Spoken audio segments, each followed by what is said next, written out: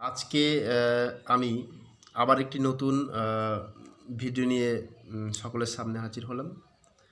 আজকে বৈশেষিক দর্শন সম্প্রদায় যে পদার্থ নিয়ে আলোচনা করেছেন, আমি সেই পদার্থের শেষতম পদার্থ নিয়েই আমি আলোচনা করছি। তার প্রথমে পদার্থ বলতে আমরা একটু কী বুঝি সেটা একটু বলে নিচ্ছি। বৈশেষিক দর্শনে পদস্য অর্থে পদার্থ, অর্থাৎ পদের দ্বারা বা পদের অর্থটার দ্বারা যে বিষয় বোঝানো হয় বা যা বোধিত হচ্ছে, ঠিক আছে, তাকেই বলা হয় পদার্থ। তাহলে কি বৈশেষিক দর্শনে কি বলছে? বলছে একটা পদের দ্বারা যে বিষয় বোঝানো হয় বা ওই পদটার দ্বারা যা বোধিত হয় তাই হচ্ছে পদার্থ। যেরকম ঘট একটা কি পদ, এবারে এই যে পদ শব্দটার দ্বারা ঘটের কি বোঝানো হচ্ছে? ঘট একটা পদ। তাহলে এই যে ঘটের শব্দ বা এই পদটার দ্বারা যে জিনিসটা বোঝানো হচ্ছে তাই হচ্ছে পদার্থ। বৈশেষিক দর্শন আর ন্যায় দর্শন প্রতিটা বিষয়ই সমকামী দর্শন বলা হয়, অর্থাৎ প্রচুর বিষয়ে তাদের মিল রয়েছে। কিন্তু ন্যায় দর্শন 16 প্রকারের পদার্থের আলোচনা করেছেন, আর বৈশেষিক দর্শন 7 প্রকার পদার্থের আলোচনা করেছেন। এইবার বৈশেষিক দর্শনের 7 প্রকার যে পদার্থ, সেই পদার্থগুলি কী কী বলছে?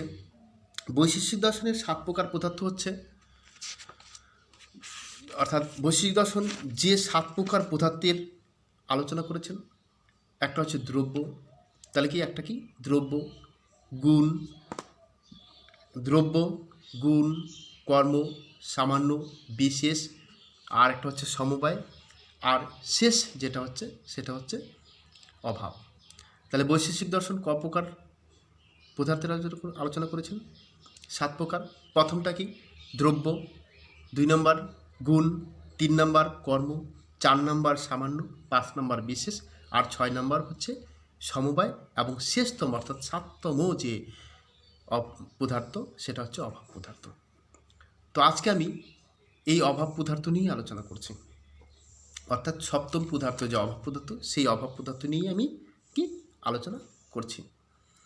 এইবার এই যে 7তম যে অভাব পদার্থ বলতে আমরা বুঝে যাই যে অভাব বলতে কোনো কিছুর অভাব। এই যে অভাব পদার্থকে বৈশেষিক দর্শন সম্প্রদায় মূলত দুভাগে ভাগ করেছেন। কভাগে ভাগ করেছেন? দুভাগে। একটা হচ্ছে অনন্যাভাব, আর একটা হচ্ছে সংসর্গাভাব। এবার অনন্যাভাব কি? অনন্যাভাব হলো যখন দুটি ভাব পদার্থ বা দুটি পদার্থের মধ্যে যখন পারস্পরিক একটা ভেদ, ঠিক আছে, সেটাই হচ্ছে অনন্যাভাব। যেরকম ধান কখনো গম হতে পারে না, গম কখনো ধান নয়। অর্থাৎ এদের মধ্যে যে পারস্পরিক একটা ভেদ, অর্থাৎ গমের মধ্যে যে ধানের অভাব, ধানের মধ্যে যে গমের অভাব, এই যে অভাবকে বলা হয় অনন্যাভাব। বোঝা হতে পেরেছি আশা করি। তাহলে দুটি বিষয়ের মধ্যে যে একটার থেকে একটা একদম পরস্পরের যে ভেদ, অর্থাৎ এটা ধান কখনো গম হতে পারে না, গম কখনো তোমার ধান হতে পারে না, ঠিক আছে। অর্থাৎ দুটো বিষয়ের মধ্যে যে বিভিন্ন ভেদ রয়েছে, ঠিক আছে, এটা হতে পারে, এটা হতে পারে না। অর্থাৎ ধানের মধ্যে যে গমের অভাব, গমের মধ্যে যে ধানের অভাব, ঠিক আছে, এটাই হচ্ছে অনন্যাভাব। এবার বলছে সংসর্গাভাব কি? সংসর্গাভাব হচ্ছে কোনো কিছুতে কোনো কিছুর সংস্পর্শের অভাব। তাহলে কি সংসর্গাভাব কি? কোনো কিছুতে কোনো কিছুর সংস্পর্শের অভাবই হচ্ছে সংসর্গাভাব। আশা করি বোঝাতে পেরেছি। যেরকম যদি বলা হয় যে এক ঘটে জল নেই, আমার এই যে কলমটা দেখতে পাচ্ছেন, কলমে কালি নেই, এটা হচ্ছে কি? সংসর্গাভাব। এইবার এই সংসর্গাভাবকে বৈশেষিক দর্শন 3 ভাগে ভাগ করেছেন। ক ভাগে ভাগ করেছেন? 3 ভাগে। বলছি 3 ভাগে কি কি? একটা হচ্ছে প্রাগভাব, একটা ধ্বংসাভাব, আর একটা হচ্ছে অত্যন্তাভাব। প্রাগভাব কি?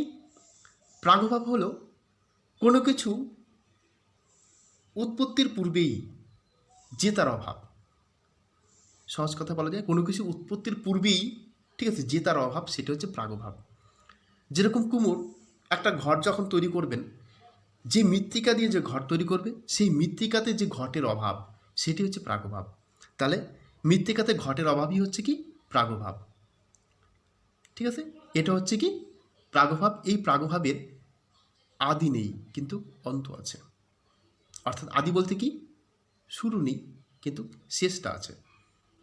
অর্থাৎ একটা ঘর তৈরির পূর্বে মৃত্তিকাতে কিন্তু আমরা ঘর দেখতে পাচ্ছি না, পাচ্ছি কি, কিন্তু এই ঘরটা তৈরি হওয়ার পরে যখন আমরা এটা দেখতে পাচ্ছি, পরে এটা দেখতে পাচ্ছি, অর্থাৎ এটার আদি নেই কিন্তু অন্ত আছে। এবার দ্বিতীয় কি বলছে ধ্বংসাভাব। ধ্বংসাভাব কি, সে এই যে ঘরটা যে তৈরি হলো, এই ঘরটা যখন আমার হাতে, ধরুন আমার হাতে ওই ঘরটা ছিল, হঠাৎ করে আমার হাত থেকে পড়ে গেল, পড়ে গেল, পড়ে যাওয়ার পরে কী হবে, ঘরটা ভেঙে গেল, ধ্বংস হয়ে গেল, ভেঙে গেল। এবার ভেঙে হওয়া যাওয়ার পরে আমার হাতে যে ঘরটা ছিল সেই ঘটের যে অভাব সেটা হচ্ছে কি ধ্বংসাভাব। এইবার এই ধ্বংসাভাব, দেখুন আমার হাতে যে ঘরটা ছিল তার মানে কি আমার হাতে ছিল, এর কিন্তু আদি আছে, দেখুন ছিল আমার হাতে, কিন্তু যখন ভেঙে চলে গেল তখন কি আর আমার ঘরটা আছে কি, নেই, তাহলে এর অন্ত নেই। তাহলে ধ্বংসাভাব বোঝাতে পেরেছি। অর্থাৎ একটা ঘট তৈরি হলো, ঠিক আছে, তৈরি হওয়ার পরে আমার হাত থেকে সেই ঘরটা পড়ে কি ভেঙে গেল, ভেঙে যাওয়ার পরে যে অভাবটা সেটি হচ্ছে ধ্বংসাভাব। অর্থাৎ এর আদি আছে কিন্তু অন্ত নেই। আর শেষ অর্থাৎ তৃতীয় যেটা সেটা হচ্ছে অত্যন্তাভাব। অত্যন্তাভাব কি বলছে, যে যার অভাব তিন কালেই দেখা যায়, অর্থাৎ ত্রৈকালিক যে অভাব সেটাই হচ্ছে কি অত্যন্তাভাব। তৈকালিক অভাবটা কি, মানে তিন কালেই যার অভাব সেটা কি বলছে, দেখুন আমরা বায়ু অনুভব করি, তাই না? বায়ু কিন্তু আমরা কি কেউ কিন্তু চোখে দেখতে পাই না, দেখতে পাই কি চোখে তখনই দেখতে পাবো যখন তার রূপ থাকবে একটা, তাই না? এবার দেখুন বায়ু কিন্তু তোমার অতীতেও ছিল, বর্তমানেও আছে, আমরা বায়ু অনুভব করি, ভবিষ্যতেও কিন্তু বায়ু থাকবে। এইবার এই যে বায়ু, বায়ুর মধ্যে কিসের অভাব বলছি, রূপের অভাব। যদি রূপের অভাব না থাকতো তাহলে আমরা বায়ু দেখতে পেতাম, অর্থাৎ রূপের অভাব আছে বলেই আমরা বায়ু দেখতে পাই না, তাই না? এই তাই বলছে বায়ুতে যে রূপের অভাব সেটা অতীতেও ছিল, বর্তমানেও আছে, ভবিষ্যতেও থাকবে। তো এই যে তিন কালেই যে যার অভাব সেটি হচ্ছে কি অত্যন্তাভাব। তাহলে আমরা এই যে বৈশেষিক দর্শনের, ঠিক আছে, অর্থাৎ এই যে অত্যন্তাভাবের কিন্তু এর আদিও নেই অন্তও নেই, এটা বলে দিই, আদিও নেই অন্তও নেই। তাহলে আমরা বৈশেষিক দর্শনের যে সপ্তম পদার্থ অভাব পদার্থ, সেই অভাব পদার্থের মূলত দুটো ভাগ পেলাম, একটা হচ্ছে অনন্যভাব আর একটা হচ্ছে সংসর্গভাব।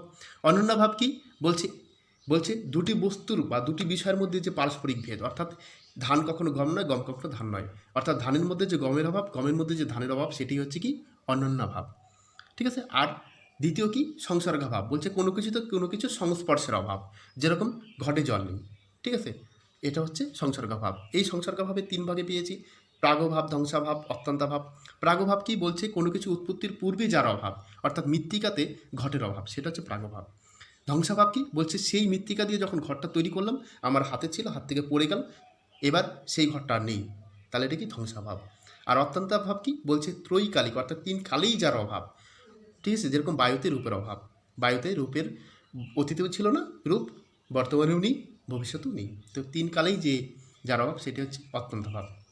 তাহলে আশা করি বৈশেষিক দর্শনের যে সপ্তম পদার্থ অভাব পদার্থ সেই অভাব পদার্থ বোঝাতে পেরেছি, ঠিক আছে, ভালো করে শুনবেন, ধন্যবাদ।